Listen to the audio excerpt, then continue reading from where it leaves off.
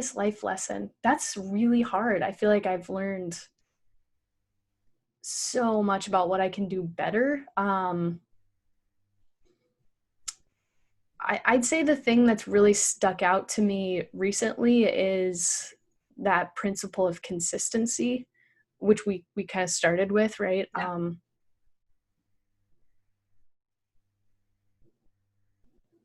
I don't even know really how to like verbalize how much it means to me, but I think consistency in anything allows you to go deeper on it. And when you go really deep on something, whether it's a relationship, whether it's a business, whether it's an idea, you find out more about yourself and what you're capable of. You're able to grow that thing, whatever it is. And I think ultimately find more success. Like that's the thing. I mean, yeah, I don't know how to even like verbalize it. I've just been sort of like, it's kind of been, bouncing around in my head. Somebody asked me recently, like, what is the marketing principle that you would, most subscribe to? And it's really just consistency, right? I mean, every single day, somebody else asked me, do you ever feel fear when you're making videos on YouTube that you're not going to know what to talk about next week? Right? Yes. Like when you're doing your podcast, you might think like, oh my God, I have the next 3 weeks, but I don't know what I'm going to talk about after that. Yeah. Right. Or when you build a business, right? I'm going to build this thing and then I don't know where to go after that. And I think, whatever that thing is that you're really passionate about, right? Whether it's talking to people and getting to know their story, right? They're like really truly who they are as a person, whether it's pulling out the best marketing principles or ideas, whatever it is, if the longer that you stay with it, the better it's going to get. Like, it's all about that consistency, right? It's getting up every day and coming at it from a different angle, working through a roadblock, showcasing it in a different way, whether, visually versus audibly, asking a different question, having a different, type of person on. There's just so many ways that you can dive into it. And I think a lot of times in life, we sort of like stray away from, when things get, tougher, or when we just lose that determination, or we lose that extra, I don't know what, whatever that thing is, you just kind of lose it. And then you sort of like, it's sort of like that story of when somebody goes to Simon Sinek's point, right? Like you have that friend who's like, no, this is the career that I'm most passionate about. And then they either get fired or they move on, and 3 years later, and like, no, this is the thing I'm most passionate about. And then like 2 or 3 later, right, they move on, and this is the thing. It's like, you're the actions that you take tell a story about who you are and what you want to do in life. And the more consistent your actions are and the deeper that you can go on something, I think the greater impact that you can have, right? Back to that, like, you've just got to focus on, do one thing that you really love for the rest of your life and you'll be successful, right? Narrow in on that thing and go as deep as you possibly can. And then just, I think that's where you're going to really find it. So I don't know. I'm 30. Your superpower. Yeah, exactly. Yeah.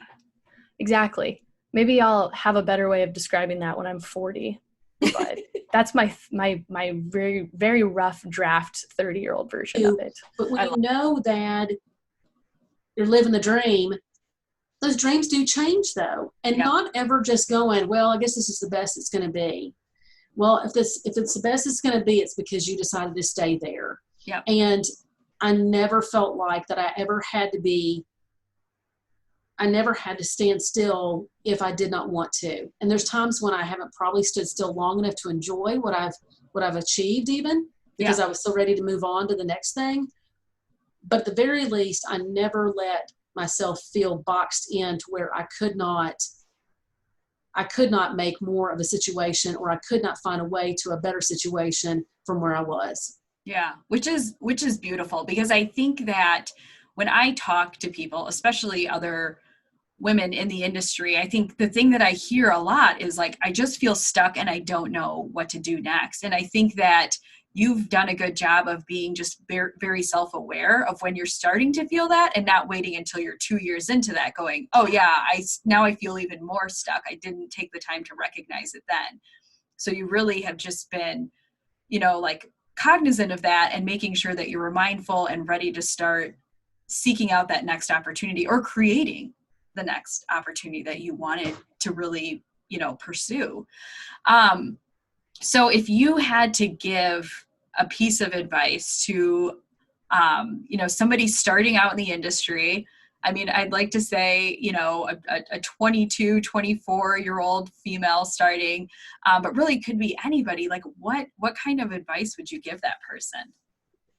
I would definitely say for them to always be true to themselves and look for the ways that they know that they can make the most impact personally. And it may be, in their small town, they actually, are able to do something in the community because of their connections and insurance, because of their influence perhaps of being, part of that community. Or it's that they, impact the other employees where they work because they really are paying attention to what is necessary in order for the agency to grow, and they come up with something, that helps everybody. That if you're true to yourself and you're not letting yourself, you never, accept that's the best you can do, that you will find that doors open, not just because you made them, although sometimes you have to. Sometimes you have to break down a wall to get to something. Yeah. And so that's fuel your own passion. Don't let things go cold. If you start feeling that, then that's the time to know that then perhaps the fuel is running out, and you've got to figure out what's going to get you to the next level. So do you think that this type of mindset, like the generation coming in, is going to benefit from just having a different understanding of how they can develop in a career, as opposed to somebody that's been doing it for 10 to 20 years and maybe hasn't thought about how they can gain more out of their career and not just always constantly be in service mode, which is a beautiful thing that you don't want to take away from, but how do we kind of change the thought process there? I was actually thinking about this morning as I was going to the gym, and then I was taking a shower, and I was like, I don't know why something like this popped in my head, but I was like, the generation before was like the first version of working moms, right? Mm-hmm. Like, they were going to work and figuring it all out so that we could all have a better lifestyle. And that was great. And then generationally, like, so then my generation comes and it was just, well, you're going to have a job. Like, it wasn't a question mark really. Right. Like, for some part of your life, you're going to go to work and you better pick something and you better go to college and you got to figure it out. I think that this next generation is going to be really interesting because I think they see us all stretched so thin. Yeah. I think that's what you're seeing with this next generation of, I want flexibility, and it's like, we're all kind of like, and you didn't earn it. Yeah. I remember feeling that way. Yep. You want to go pet koala bears and give back, and that's great, but like you got to work hard, and so that's where the rub's coming into play. But for me, I think the biggest thing you have to refine is this service and sales. Like, there's producers and service people, and I just feel like that's putting us into buckets where today service people have the ability to influence and educate and let people know what kind of insurance that they have. And sales people have the ability to attract new people coming in and sell them the right way. And I really want to take those divisions up and say there's account management and there's new business. Yeah. But both of them are here to protect people. And if my life has changed in 5 years, whether it's my business or personal, somebody has to be on top of telling me I need different insurance, right. And so, we work really hard too to encourage agencies, not just look at cross-selling or, referrals, but also look at improving coverage. Like, there's a big deal if you can get someone's auto up to the highest limits, and sometimes that's more than the umbrella cost. So right. When we only incentivize if you cross-sell something, we always strive, like, also incentivize if they've improved coverage, because that can be a huge, huge step. And a lot of times we see that being more comfortable for somebody because it's not quoting it and sending the application. It's verbal over the phone. Let's right. take it and go. Right. yeah, I mean, in my own career, I started as like an entry-level ops rep, and worked my way up to like underwriting specialist, and then into a leadership role, and then moved into product, and now marketing. And the thing is, like, they're all complementary, because I stayed in insurance, like the knowledge that I have, and I joke that you don't need a CPCU to get my videos, but I want my CPCU. Still working on it. And I have some other smaller designations, but I still want that one. But I think all of that, it all works together very well. Like, you don't have to like stop what you're doing, start over, and like try something new from the bottom. Like, you can build on it in different ways. Like, your career track doesn't have to like just be a straight line. It can be if you want it to be, but it doesn't have to be. There's room for choice. And if you think about, all the carriers out there doing innovative things, and the insurtechs out there doing innovative things, there's so many positions that didn't even exist 5 years ago, that like there's just so much room for everyone. I mean, I think one thing with insurtech, there was a lot of initial talk of what's going to, there's going to be no more insurance jobs, but that's not really what I'm seeing. What I'm seeing is jobs are just shifting and changing and evolving, and offering us more opportunity to do more fun things and less, mundane things.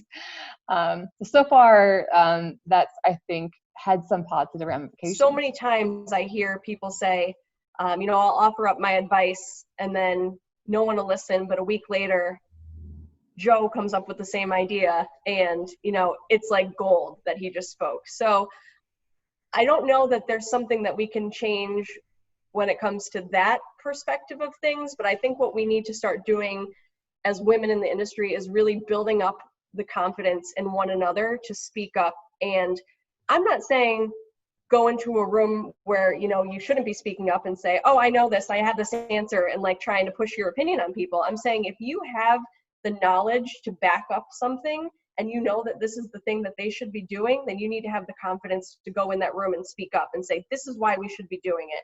And as a woman, yeah, you have to be a little bit more prepared. Like, maybe you have to go in with, here are all the what ifs, and here's how I would counteract them. But I think it's just what we could do right now as a whole is to build each other's confidence up, to be able to go into that room and speak up.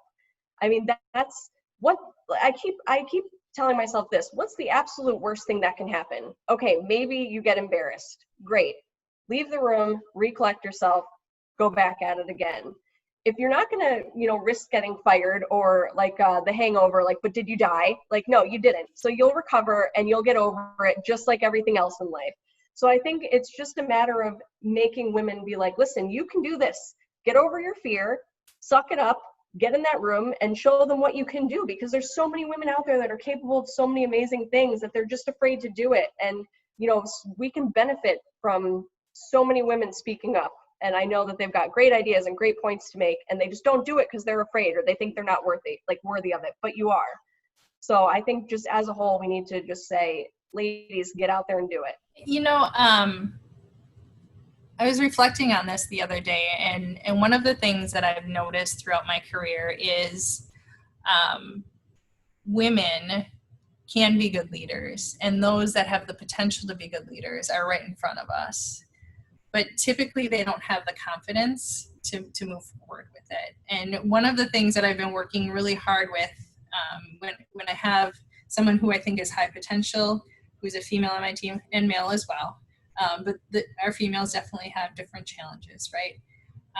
Is to really try to find ways for them to not only build their confidence, but build their brand within the organization, right? And so that really comes with counsel. It comes with understanding how to be agile within the organization. It comes with understanding what type of politics you're dealing with. And so, I mean, that's the biggest piece, I think, is the confidence piece. And then the ability to manage your emotional intelligence to a point where you can still be assertive, but not come off as a bull in a china shop. Yeah. And, unfortunately, there's been times within my career where that's been a label, right? Like, you're a bull in a china shop, you need to slow down, you need to bring people together. And so, it's trying to manage through that and figure it out. And every single team or every single work group that you're with is different. So you really need to be able to assess that situation and understand how to get things done, right? And there's been times, unfortunately, too, Olivia, where I recognized within a work group that for whatever reason, I couldn't get anything done. And then that's when I would start to tap some of my trusted male counterparts within that work group and said, hey, this is an idea. I want you to bring it up because I want it to get done. So it's really, how do you navigate through? But back to your original question, it really comes down to building their confidence and helping them build their brand. So then their credibility is at a place where they can be successful, and then they feel like deep down inside that not only have they established that, but also that they have the ability. So if someone would have said that, Carrie, you're going to start a career and then you're going to hit a pause button and then you're going to start another career, I would have been like, you're crazy. I mean, I was one of the most driven people. Stay-at-home mom was not in my vocabulary at all. I mean, and it's the best thing I've ever done. It was actually a thing that taught me the most. But so I would say the biggest thing looking back, and anything you think as an expectation, you have to be willing to renegotiate your own expectations, because that's not what life gives you. I mean, that's not how it goes. So that's been a huge lesson for me. Yeah. Did you find it was hard to get back into the workforce when you decided to rejoin? It was terrifying. It was, you know, it's so funny. I mean, anyone who knows me I wasn't sitting at home doing nothing, obviously. Right. But I went back to school I went back to work when my youngest daughter was going to middle school. So I stayed home through the whole elementary years, you know, through all the toddler years, and did all kinds of things. But I wasn't viewing it as I was really doing work. I was just volunteering, and I was, you know, doing a ton of volunteering and doing a ton of being involved in their schools and being involved in their lives. And so when I thought about going back to work, I really undersold myself. I really thought, you know, I can probably only manage a certain level of job and be a good mom. I think that's the other thing that we do to each other, or do to ourselves as women. And so I think it's one of the reasons I stayed home. I didn't know how I would do my job and be a good mom, so I chose to stay home. But what I found is you can figure that out. It's just different for everyone. Right. So, but the answer to your question is, it was incredibly difficult to go back. It was, I am super, super fortunate that I ran into this opportunity. So I put my resume together on a Thursday, and I applied to 3 places on Thursday, and I was hired by, I think, the following Wednesday at OIA, which at the time was PIA, but that's a whole nother story. Anyway, so I did an interview. I've only been on 4 interviews in my life. So, you know, this is just not a thing I do. So it's been a really, really good place. But I interviewed to be an accounting person, like not even the accounting lead. I mean, I don't even remember what the title was. It might have been accounting clerk, possibly. And so when I got hired, George Hansel was the CEO at the time, and didn't even get to meet him for several weeks. And when I did, he's like, what are you doing in that role? Absolutely not. We need you here. And so a part-time job moved into a full-time job, which turned into a leadership very, very quickly. But that's not how I saw myself. I thought, I'm just going to keep myself busy and get out of the house and do something small, because I didn't think I could juggle both. And I'm figuring it out. I think we all figure it out. Yeah. And I think it's tough, right? We undersell our potential for some reason or another. And I wish I could unlock why that is, because I know that I've struggled with it, and I hear it all the time when I have conversations. And I know that it's not necessarily gender based, but it's certainly more with women than with men, I think.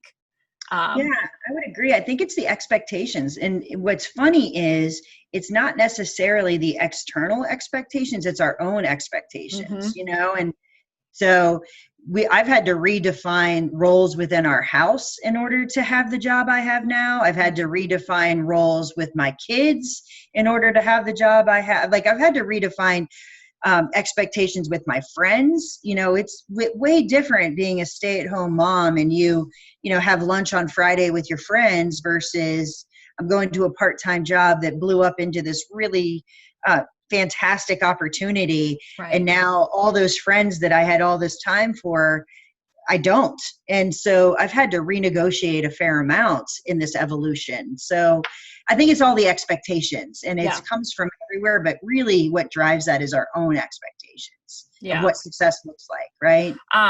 So when you look back on your career so far in insurance, what, is there something that sticks out to you as like a huge lesson in just running an agency and doing those things?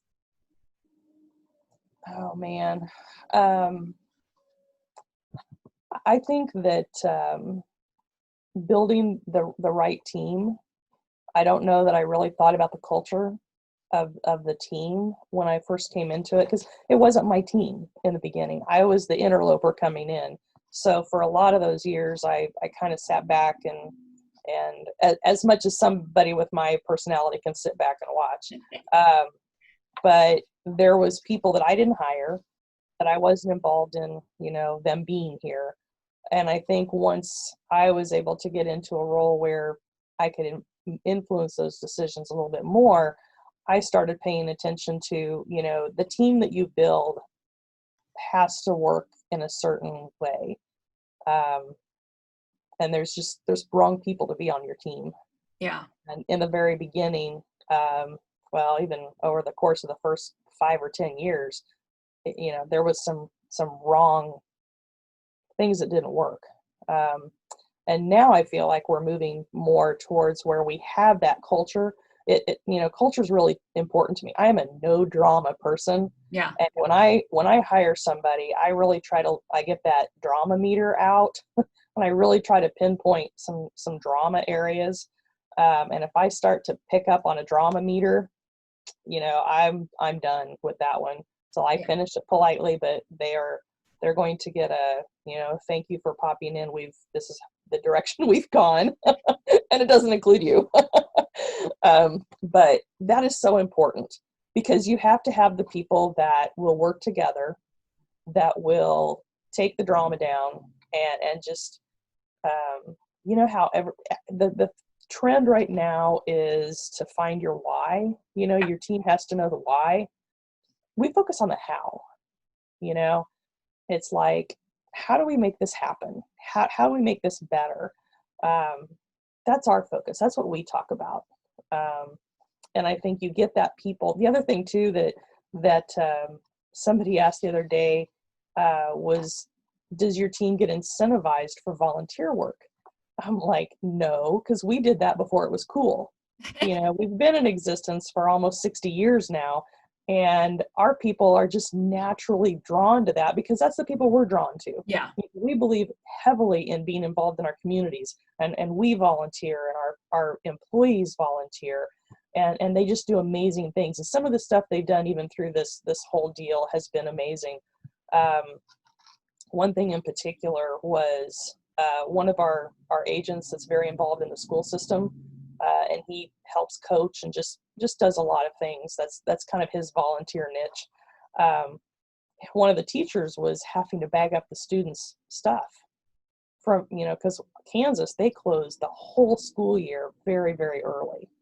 And so the teachers, like in March, were trying to pack up kids' stuff for the kids. And they weren't sure how they were going to do that. Well, we get those reusable grocery bags, as we do that with our companies, with co-op. We donated like 750 bags, I think, by the time it was all done. And it was basically one bag for every family, because this stuff out of a desk or a locker just fit perfectly in those. And so he was right there, and he's like, hey, how about this? And so, we were able to do that, and it was just a really cool thing, because, man, one of the teachers sent me a picture, and some school had the kids' stuff taped up in a garbage bag. Oh. And they had like all these little square garbage bag packages all over the gym. It looked like a crime scene. I mean, it really did. Yeah. It was terrible. And so they're like, I'm so glad we didn't have to do that. But if we didn't have those kinds of people in the public looking for those kinds of things, I wouldn't have known it. I wouldn't have known about it. But those are just the kind of, that's what we try to put together for our team. And I feel like we've got a great team. They're usually pretty flexible. They roll with the punches, and you know, they're my family. Well, so what I have learned over the past couple of years, and it's only been in the past couple of years because of some life situations, and it's actually very applicable to right now. So it's kind of funny how that kind of comes together. Mm-hmm. What I have learned is that in life, you will encounter some very difficult things. Okay, some things that are going to knock you down, that are going to totally change your world. And you have two choices. You either run through it or you fall down and you give up. Mm-hmm. And I refuse to do the latter. Yeah. I refuse. I have a lot of living to do in my life, and I'm not done yet. Yeah. So I will never make that choice. I'm not saying I don't have moments where you want to, of course, but I won't. I refuse. Don't ever, ever, ever give up. Yeah. Because there's too many good things that are around the corner that you're going to miss. Yeah. You almost had me tearing up. Oh my goodness. Oh, sorry. Wow. Well, and I'm not going to get into the details. Yeah. But starting in 2018 and even up through all of this, I've gone through some of the most god-awful life situations in my entire 46 years of existence. Mm-hmm. And that's what I've learned. Yeah. You know, you have two choices. And I want you to pick the one where you don't give up. Yeah. Yeah.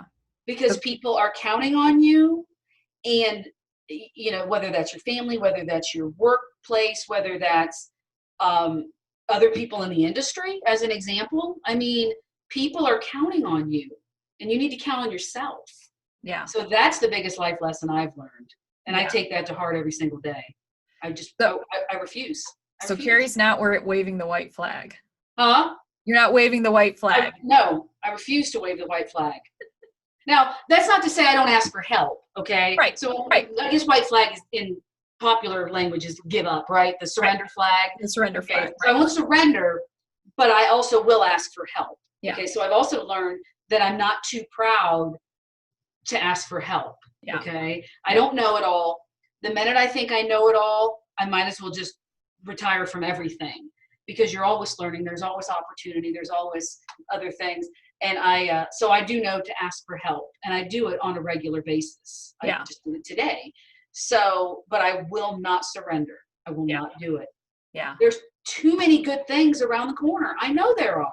Yeah. You know, this is a season. Yeah. You know, any bad thing in your life is a season. It does not last forever. Right. It doesn't. But we have to be able to recognize that and go, okay, this is pretty crappy. All right, let's, you know, what are we going to do? How are we going to move through this? That being said, I also suggest that if you need professional help with that you seek it. It is not, you are not weak to ask for somebody to listen to you and help guide you through the process. Absolutely. That as well. So, I'm especially at times like this, it's even more important, right?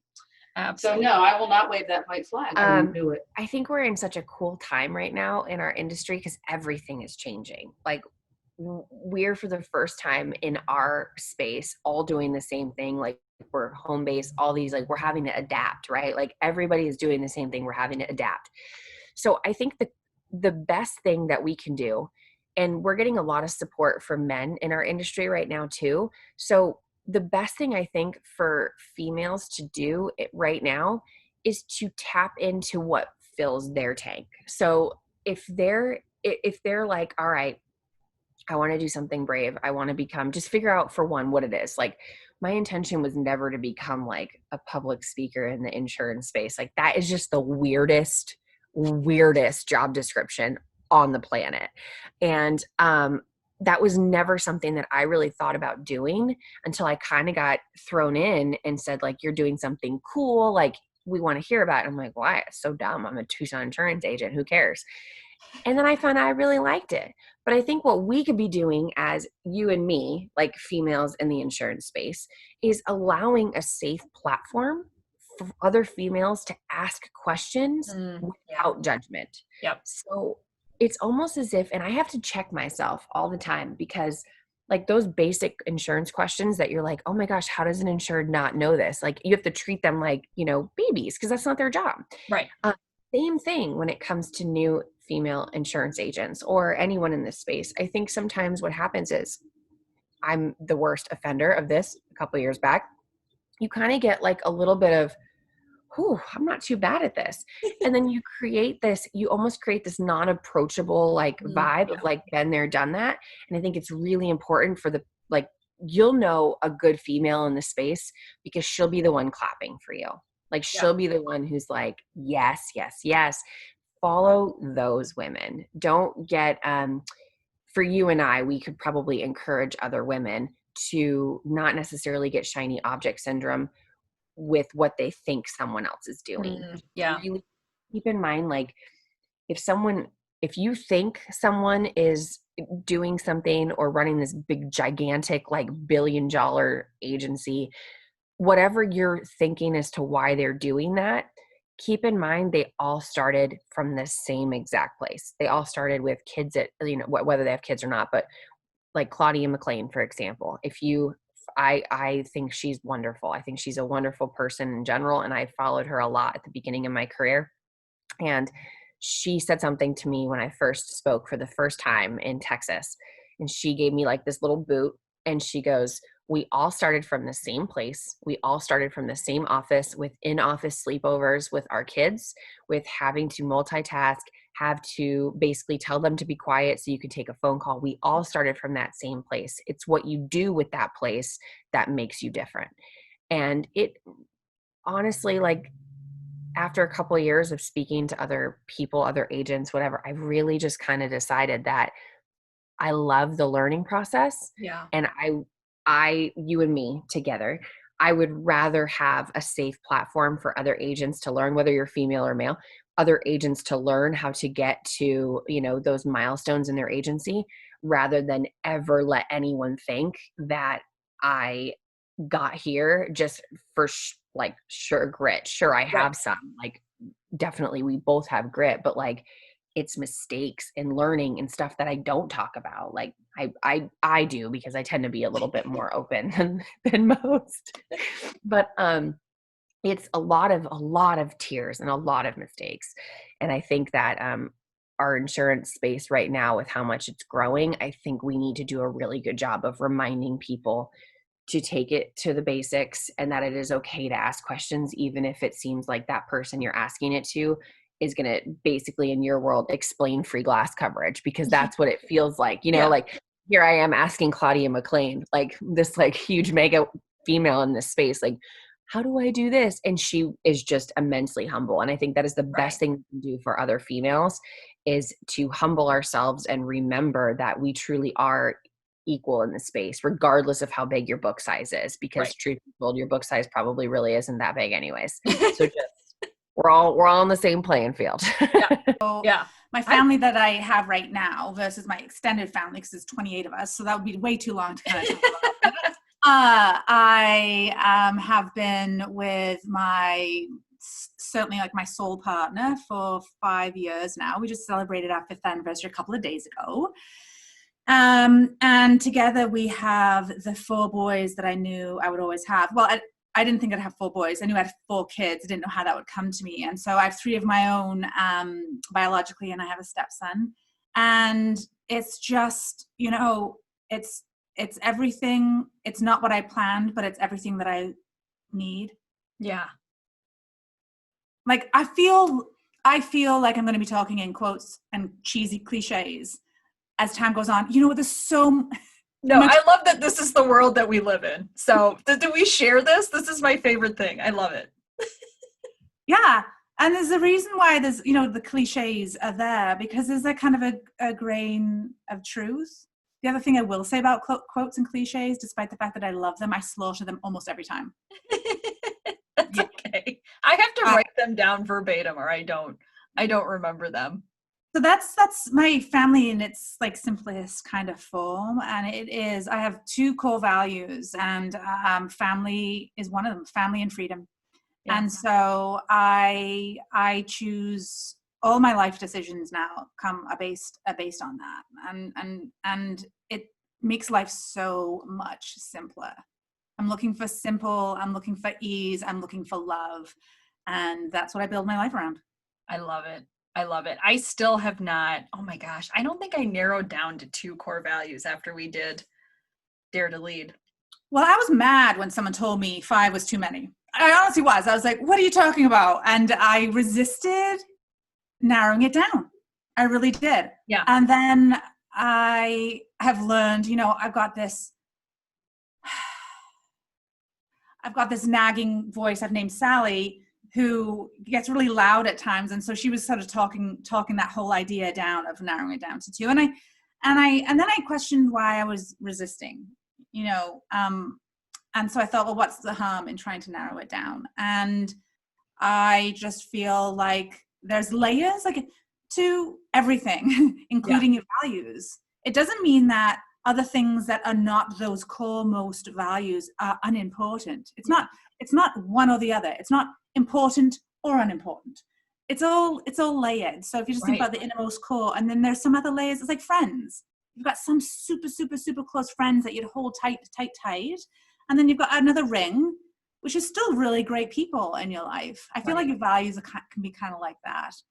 And so getting super clear on what my own values have made so many more professional decisions, friendship, like relationship decisions, financial decisions, so much easier.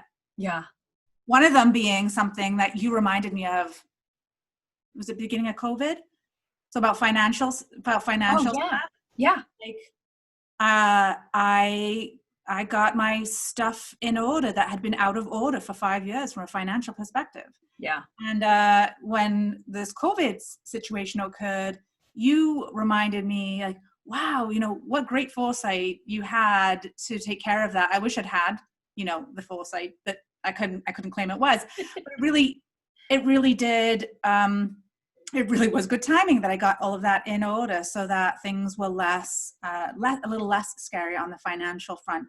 So when I say freedom, it's freedom in all sorts, including financial freedom, right? Yeah.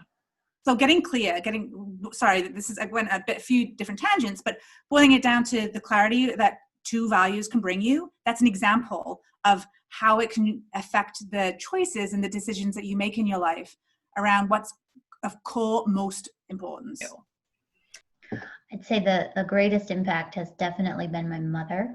And my mom owns a restaurant, and she was a stay-at-home mom until I was about 6 years old. And with her brothers and sisters, she opened a restaurant, and I just grew up. I remember, a lot of summers just sitting at the counter watching her work, and I would be rolling silverware or bussing tables or greeting customers or pouring them coffee. Like, I was just very young growing up in the restaurant industry and watching her grow a small business, and watching her be a working mom, watching her put faith over and above everything, and making sure that she was doing the best that she could to balance all of that.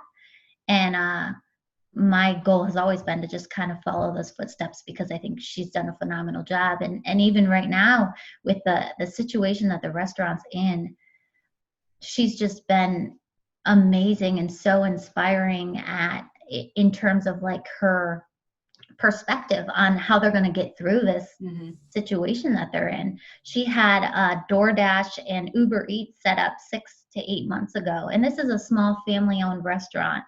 6 to 8 months ago, had Uber Eats and DoorDash set up. So thank goodness that she had that ready, not knowing what was coming, where delivery can take place. And she immediately jumped on curbside carry out, and I'm running her social medias now, but she would have just been running all the marketing and everything. She's amazing, and she's taught me so much. So overall, she's had the greatest impact on my life. I mean, sometimes I question, like, how much do you share? Do you share too? Your mind gets working, and you're like, maybe you shouldn't share at all, or maybe this shouldn't be a focus at all. I think what it's come down to is like, who am I as a person? Who do I want to be? Who are my mentors in life? Who do I want to follow? Who do I want to surround myself with? And how can I inspire others to identify with who they are and to feel comfortable, feel comfortable really, really clarifying what are your personal values in life, and how can you inspire others to establish their own personal values too. I think that's my overall purpose with the sharing. There's things, that when I'm crazy and overwhelmed with kid things, let's say a child spills milk on the floor while we're trying to get ready, and I get frustrated right away and may lash out, and yell at them and feel like I'm not being a good mother. That stuff doesn't get shared on social media, you know? And I don't want to hide that and pretend that life is perfect, but I also don't want to put negativity out in the world either. So, I think there's a fine balance. I'm still trying to figure it out. I don't want to come across that everything is perfect in my life, but I also want to focus on a lot of the good things that are happening. I would say one of the lessons that I feel like I've learned is, not to take things for granted. And when the people say that, and this is kind of relevant, maybe where I am personally in my life and where I am professionally in my life. If I look back at some things that I've kind of had to learn the hard way is, people say it all the time, but you just kind of take it for granted. Like when they say time flies, savor the moment, enjoy the moment that you're in. I'd have to say that that's one of the things I really see validity in right now is, while I feel like that my drive and determination got me to where I am, I do look back and think it was all kind of like a blur. I was always looking for the next, trying to advance my career. I'd always trying to be better, do better, that I sometimes forgot to live in that actual moment. Yeah. So that's probably one of the things, early on, I want to say probably one of the lessons I learned and how I learned it the hard way, and it's kind of set in the back of my mind, is I attended a conference in Nebraska early on in my career, the same week that my daughter started kindergarten. So it scarred me, obviously, for life, forever. It stuck with me as I feeling guilty. Obviously, she's fine. My mom took lots of pictures, etc. But looking back, I am mad at myself because I let that happen when I would have had a choice. Because I can't believe that I, at that moment, thought going to that conference in Nebraska I don't even know what it was about. I can't even tell you. I just know it was a conference in Nebraska. But I missed my daughter's first day at kindergarten. And so, but because of that experience, it had, as an owner, it has made us, we emphasize to all employees that family is always first. And so I try to stress that and push that on others who, may be that same eager entrepreneur like I was. And so we always make sure that no matter what the situation is, that family always comes first. So I would say that's probably one of my biggest lessons. It's just time flies, and to make sure that you're enjoying those moments when you're in them. Yeah. And I love that. And I'm glad that you said that, because I think I have struggled with that as well. Like, if I don't take this opportunity, I miss the opportunity.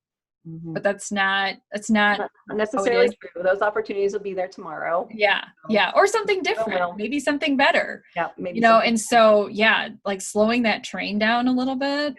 Yeah. I still need to do much better at that. But I know that my kids are actually pretty good about just calling me out sometimes, mostly my daughter, because she's a little bit sassy like her mom.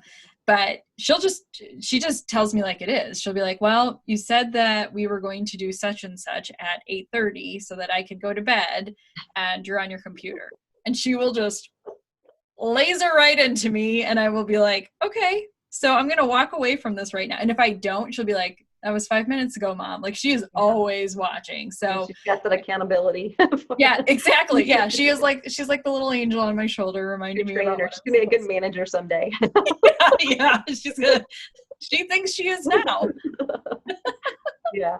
Yeah. But I guess when you're faced with those decisions, when you have two things that seem like equally important at the time, try to fast forward and look, a year from now, 3 years from now, 5 years from now, what will be, which will I think then is important. Yeah. And like I said, if I would have forward thought that, I probably would have made a different decision. But in that moment, it was like, I'll have pictures, we have the phone, I'll stay in communication. She's young enough. Like I said, it didn't scar her, affect her, but it is something for me that I've always been in the back of my mind, and I'm mad as a mother. I missed out on that life event. Yeah. But I can't there's no do-overs for that. You can't get that back. Yeah. So, yeah. Yeah. Cause these are like, insurance people are my people. That's right. And we're fun. Yeah. We're a ton of fun. We're so much fun. Oh my gosh. So I think were a natural born leader. Like if I had to guess, at age 16, coming into what a lot of 16-year-olds would not have probably done. Like I think of my son in 3 years, if he had to suddenly fend for himself, I'm not sure of what kind of decisions he would make. But you made a really bold decision, and I'm sure it was scary at the time, and especially having to try and put off getting licensed for 2 years. But you you evolved into leadership very quickly. So I'm guessing like it's probably something that's pretty innate in you, but now you have this agency, and you have this team that you have this amazing influence over every single day. How do we help more women? How do we encourage them to really take that step into leadership, to like make those bold moves? I think it's trusting themselves. Mm-hmm. Truly trusting. I know it's easier said than done, but we truly set our own limitations, like on ourselves. Yeah. Again, like it's just, I think it boils down to worthiness. Am I worthy enough? And I have to tell you, you're definitely worth it. Like, I don't care what the past has been. I don't care what is happening today. Like, you are totally worth it. Now you're going to make me cry. Because it's been a limitation for so many. Yeah. I think, self-doubt will stop you in your tracks before anybody else does. Yeah, for sure. And I can tell you, Olivia, like, for me, talk about an immigrant that came here when I was 12 years old. I had to learn a language. Then I find myself literally out in the street, and I had to survive. And then going this, but I don't remember ever thinking that I was more than or less than. However, I did find myself like being okay with what others said about me. Like, oh, you're this or you're that. And I'm like, for a long time, I thought that was okay. Like, okay, well, these are the limitations, right? Yeah. And it's not okay. It's not okay. And you are worthy enough. Again, we come back to like, what do we look like? Or nothing. It just doesn't matter. Like, my biggest encouragement for any woman or men for that matter, you're worthy. Yeah. You're created for greatness. And it's within you that you'll find it. Yeah. I love it. I think it's, I need that. You like, oh, like you can do anything. Like, I see you, like, and I don't know much about you, but I see you, and just the way you're able to, ask and just make people feel so comfortable, because you made me feel just comfortable. Like, I've known you forever. And you just like have this, like, you create this space. You're creating space for me to be able to be vulnerable and share with you. Yeah. I'm okay. And you're okay. Oh. You're going to do great things. You've already done great things, by the way. Great things. Oh, no. Well, I love you for saying that. Thank you so much. I mean, but I think it's an important message that we can't put limits on ourselves, and it can be you know, for me to kind of cater to the opinion of others. But yeah, we have to be okay with ourselves first. I love it. I love it. This is, well, I'm glad. I'm gonna make a quote board from this Yay! interview. Oh my gosh. Hey, I'm working on a workshop that's going to be called Intimacy. It's about intimacy. That's not what it's going to be called, but it's based on intimacy, but intimacy with myself. Yeah. Because sometimes when I say intimacy is not in a sexual relationship, but it's right. Just being intimate with someone. Like, can you be intimate? Yeah. Who can you be intimate with? Truly, who sees you for who you are? And a lot of times we can spend a lot of time seeing others, catering, serving others, and that's wonderful, don't get me wrong. But then you start leaving yourself aside and aside and aside, and that's where the self-worthiness comes into place. Well, I'm not worthy, like, I'm just only good enough for this or that.